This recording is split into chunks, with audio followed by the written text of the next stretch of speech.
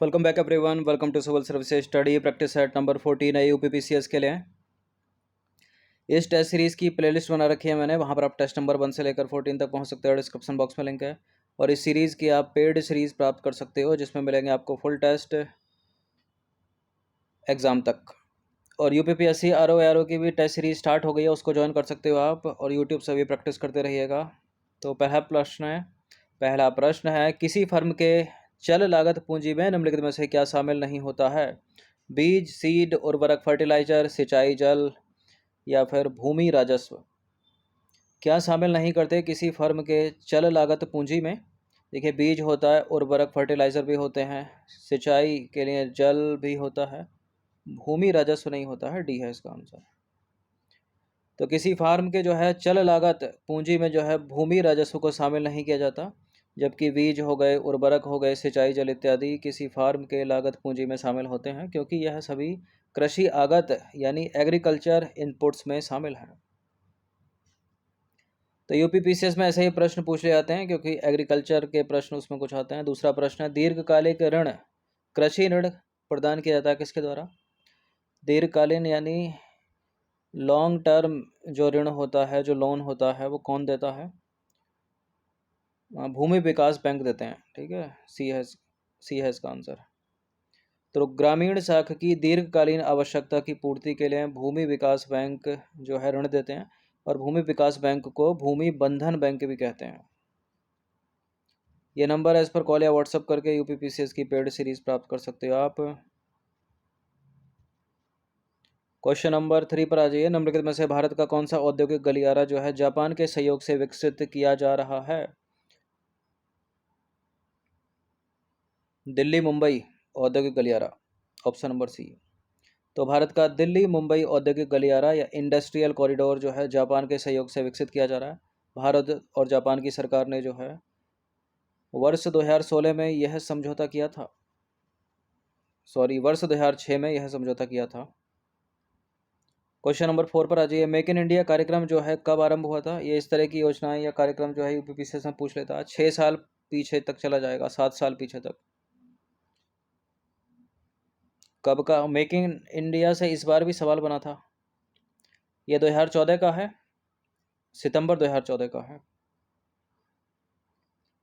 तो भारत के प्रधानमंत्री के द्वारा मेक इन इंडिया कार्यक्रम को सितंबर 2014 में प्रारंभ किया गया। इस कार्यक्रम का उद्देश्य भारत को एक प्रमुख निवेश गंतव्य तथा विनिर्माण, डिजाइन एवं नवाचार के वैश्विक केंद्र के रूप में प्रचारित करना है।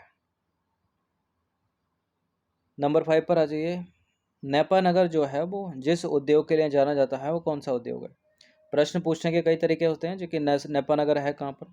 तो मध्य प्रदेश में है, एमपी में। मध्य प्रदेश का अखबारी कागज का कारखाना है। ठीक है, डी है इसका आंसर। तो बड़े आकार का कागज अथवा अखबारी कागज का उत्पादन सबसे अधिक जो है Bharat National Newsprint and Paper Mills Limited Nepanagar में किया जाता है। यह है मध्य प्रदेश में। नंबर 6 पर आ जाइए। चिक्की का माटा चिली निम्नलिखित में से किस खनिज के लिए प्रसिद्ध है? किसके लिए है? मैग्नीज नहीं है, चांदी नहीं है, लोहा नहीं है, तांबा है, तांबा। तो चिक्की का माटा चिली जो है तांबा खनिज के लिए प्रसिद्ध है, और चिली जो है एक दक्षिणी अमेरिकी कंट्री है। ठीक है, साउथ अमेरिकी देश है। नंबर 7 पर आ जाइए। निम्नलिखित में से कौन सा जो है सही सुमेलित नहीं है? रुhr क्षेत्र के सामने जर्मनी लिखा है, दक्षिणी न्यू इंग्लैंड के सामने यूनाइटेड किंगडम, पो घाटी के सामने इटली, कांटो मैदान के सामने जापान। ये रुhr क्षेत्र बड़ा इंपॉर्टेंट है, इस बार पूछा गया था यूपीपीसीएस में, मैच करने में था ये रुhr क्षेत्र। तो बिल्कुल जर्मनी में है ये, पो घाटी इटली में सही है, कांटो मैदान जापान सही है, दक्षिणी न्यू इंग्लैंड यूनाइटेड किंगडम में नहीं है, ये है यूएसए में। तो रुhr क्षेत्र जो है जर्मनी का एक इंडस्ट्रियल सेक्टर है, औद्योगिक क्षेत्र है। पो घाटी की बात करें तो इटली में है, और पो नदी जो है इटली की एक महत्वपूर्ण नदी है, आपको याद हो तो। कांटो मैदान जो है वो जापान के सबसे बड़े द्वीप जो कि होन्शु द्वीप है उस पर है, और दक्षिणी न्यू इंग्लैंड जो है यूएसए का एक भौगोलिक क्षेत्र है, ना कि यूनाइटेड किंगडम का। तो बी वाला ऑप्शन जो है असत्य है यहाँ पर। रोजगार की दृष्टि से उत्तर प्रदेश का सबसे बड़ा उद्योग कौन सा है? बताइए इनमें से। चमड़ा, सीमेंट, हथकरघा या फिर सूती मिल? हथकरघा है, ठीक है, ऑप्शन नंबर बी। तो रोजगार की दृष्टि से उत्तर प्रदेश का सबसे बड़ा उद्योग कौन सा है? हथकरघा उद्योग, हैंडलूम इंडस्ट्री। और देवनागरी में भी लिखा जा सकता है हैंडलूम इंडस्ट्री, जिसको हथकरघा बोलते हैं, याद रखिएगा इसको। क्वेश्चन नंबर 9 पर आ जाइए। औद्योगिक विकास की दृष्टि से उत्तर प्रदेश का कौन सा क्षेत्र सर्वाधिक विकसित हुआ है? मान लीजिए यूपी का मैप है ये। अब कौन सा क्षेत्र है जो ये जो है ना पश्चिमी क्षेत्र, ये सबसे ज़्यादा विकसित हुआ है? तो औद्योगिक विकास की दृष्टि से उत्तर प्रदेश का पश्चिमी क्षेत्र सर्वाधिक विकसित है। 10वां प्रश्न है, उत्तर प्रदेश में लघु एवं मध्यम उपक्रमों को जिनके द्वारा दीर्घकालीन ऋण उपलब्ध कराया जाता है वो कौन कौन से हैं? उत्तर प्रदेश लघु उद्योग निगम, उत्तर प्रदेश औद्योगिक विकास निगम, उत्तर प्रदेश वित्त निगम, या सारे के सारे? ये चारों तीनों के तीनों हैं जहां पर उत्तर प्रदेश में लघु एवं मध्यम उपक्रमों के जो है दीर्घकालिक यानी लॉन्ग टर्म लोन जो है वो दिया जाता है। तो उत्तर प्रदेश की अर्थव्यवस्था में लघु उद्योगों का विशिष्ट स्थान है। लघु एवं मध्यम उद्योग कम लागत से रोजगार के अधिक अवसर उपलब्ध कराते हैं। उत्तर प्रदेश में लघु एवं मध्यम उपक्रमों को जिनके द्वारा लॉन्ग टर्म जो है लोन उपलब्ध कराया जाता है वो कौन कौन से हैं? उत्तर प्रदेश लघु उद्योग निगम, उत्तर प्रदेश औद्योगिक विकास निगम, और तीसरा है उत्तर प्रदेश वित्त निगम। क्वेश्चन नंबर 11 पर आ जाइए। मैच करने वाला प्रश्न है, चार चार को मैच करना, बताना कि इनमें से कौन सा इनकरेक्ट है। गोस्वामी समिति के सामने लिखा औद्योगिक रुग्णता की समस्या, जानकी रमन समिति के सामने लिखा शेयर घोटाले की जांच पड़ताल, मल्होत्रा समिति के सामने लिखा बीमा क्षेत्र में सुधार, और तारापुर समिति के सामने लिखा है बैंकों में ग्राहक सेवा। पहला करेक्ट है, दूसरा करेक्ट है, तीसरा करेक्ट है, चौथा वाला जो है वो इनकरेक्ट है, तो डी है इसका आंसर। तो जो तारापुर समिति है वो पूंजी खाते में रुपए की परिवर्तनीयता पर सलाह देने हेतु गठित की गई थी, न कि बैंकों में ग्राहक सेवा पर। गलत है डी वाला स्टेटमेंट। क्वेश्चन नंबर 12 पर आ जाइए। इकोनॉमिक सर्वे कौन निकालता है हमारा?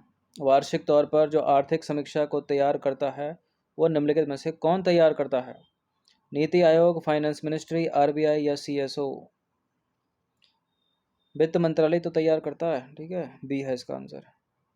तो आर्थिक समीक्षा यानी इकोनॉमिक सर्वे वित्त मंत्रालय द्वारा तैयार की जाती है, और प्रत्येक वर्ष वार्षिक बजट से पहले भारत के वित्त मंत्री द्वारा जो है संसद में इसको रखा जाता है, जिसमें देश के विगत वर्ष की आर्थिक स्थिति की समीक्षा की जाती है, यानी पिछले वर्ष की आर्थिक स्थिति की समीक्षा की जाती है।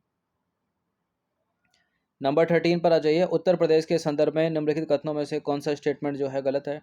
यूपी के कल्चर से पूछे जाने वाले प्रश्नों की संख्या साल दर साल यूपी पीसीएस की प्रारंभिक परीक्षा में कम होती जा रही है। इस बार भी आपने देखा होगा एक आधा प्रश्न था, चूँकि सिलेबस में है तो कंप्लीट तो करना ही पड़ेगा। तो बता दीजिए पहले वाला, उत्तर प्रदेश का जनघनत्व कितना है? 829 व्यक्ति प्रति वर्ग किलोमीटर। 2001 से 11 के दौरान उत्तर प्रदेश के जनघनत्व में कितनी वृद्धि हुई है? 139 की हुई है क्या? दूसरा सर्वाधिक जनघनत्व वाला जिला लखनऊ है क्या? न्यूनतम जनघनत्व वाला जिला ललितपुर है क्या? जनघनत्व या जनसंख्या घनत्व को बोलते हैं पॉपुलेशन ऑफ डेंसिटी। दूसरा जनघनत्व वाला जिला उत्तर प्रदेश का कानपुर वाराणसी है, ठीक है। पहला तो गाजियाबाद सबको पता होगा, लखनऊ दूसरा नहीं है, लखनऊ तीसरा है, तो यही अपना असत्य है यहाँ पर। बाकी उत्तर प्रदेश का जनघनत्व जो है पॉपुलेशन ऑफ डेंसिटी 829 व्यक्ति प्रति वर्ग किलोमीटर। 2001 से 11 के दौरान डेंसिटी बढ़ी है 139। न्यूनतम जनघनत्व वाला जिला है ललितपुर। तो उत्तर प्रदेश के सर्वाधिक जनघनत्व वाले जिले की बात करें तो गाजियाबाद है, लेकिन गाजियाबाद बहुत कम ऑप्शन में मिलेगा। दूसरा या तीसरे को ज़्यादा फोकस करते हैं। दूसरा क्या है? वाराणसी, और तीसरा है लखनऊ। उत्तर प्रदेश के न्यूनतम जनघनत्व वाले जिले देखें तो ललितपुर है, उसके बाद सोनभद्र है, फिर उसके बाद हमीरपुर है। नंबर 14 पर आ जाइए। 2011 की जनगणना के अनुसार उत्तर प्रदेश में फीमेल लिटरेसी कितनी है? महिला साक्षरता कितनी है? 57.20 है, सी है इसका आंसर। कितनी? 57.20। तो उत्तर प्रदेश की पहले तो कुल साक्षरता देख लीजिए कितनी है, 67.70। अगर पुरुष साक्षरता पूछे तो 77.30, और महिला साक्षरता पूछे तो 57.20। उत्तर प्रदेश की अगर ग्रामीण साक्षरता की बात करें तो 65.46% है, ठीक है। और नगरीय साक्षरता की बात करें तो अधिक है, 75.14। और 2001 से 2011 के दौरान राज्य की औसत साक्षरता में जो वृद्धि हुई है वो 11.4% है। क्वेश्चन नंबर 15 पर आ जाइए। उत्तर प्रदेश के निम्नलिखित में से किस जिले में साक्षरता सर्वाधिक है? वैसे तो यूपी के गौतम बुद्ध जिले में साक्षरता सर्वाधिक है। 2011 की जनगणना के आंकड़े ही हैं हमारे पास, नई वाली तो हुई नहीं है कोविड के कारण अभी तक।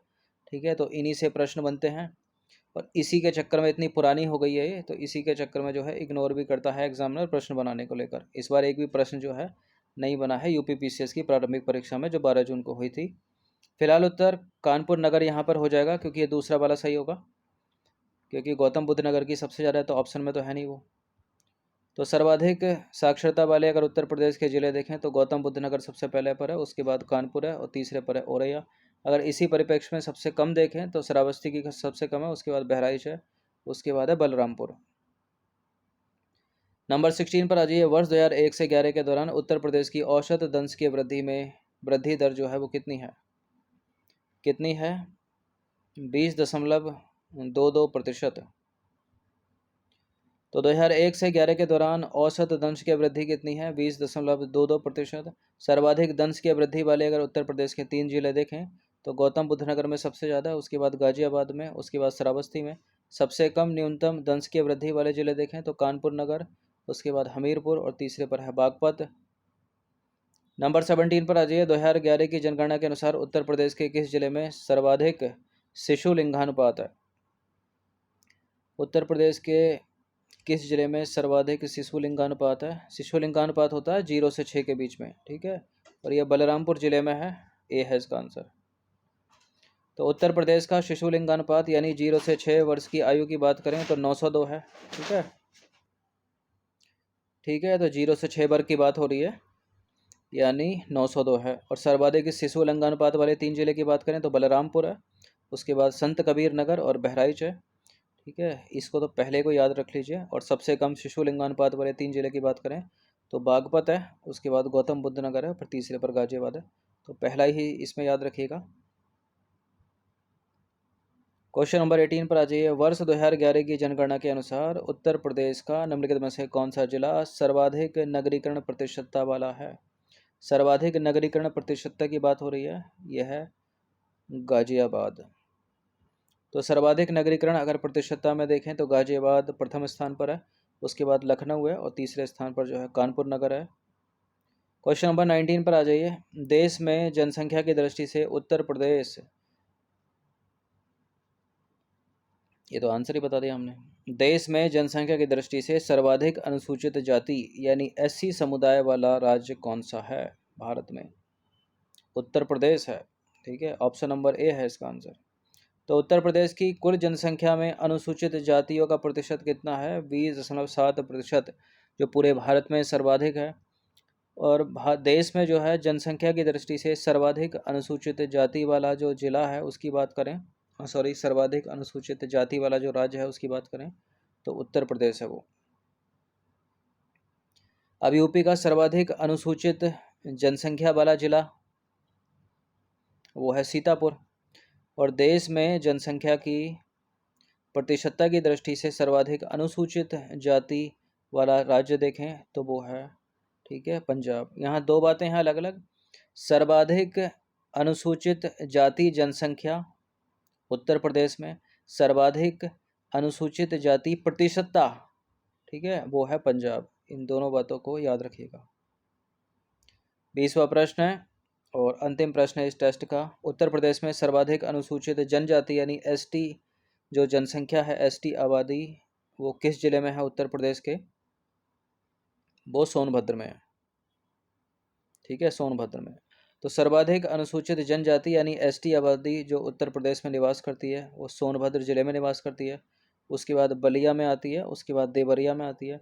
न्यूनतम एसटी आबादी उत्तर प्रदेश में कहाँ निवास करती है? बागपत में, उसके बाद कन्नौज में और उसके बाद बदायूं में। तो यहाँ पहले वाले को ही याद रख लीजिए। ठीक है, सर्वाधिक एसटी आबादी सोनभद्र में, सबसे कम एसटी आबादी जो है बागपत में। तो 20 प्रश्न थे ये, जिसमें हमने कुछ उत्तर प्रदेश की संस्कृति से संबंधित, जनगणना से संबंधित प्रश्नों को कवर किया। ठीक है, एक भी प्रश्न आज करंट अफेयर्स का नहीं था इसमें। इनकी प्रैक्टिस एक बार कर लीजिएगा। धन्यवाद।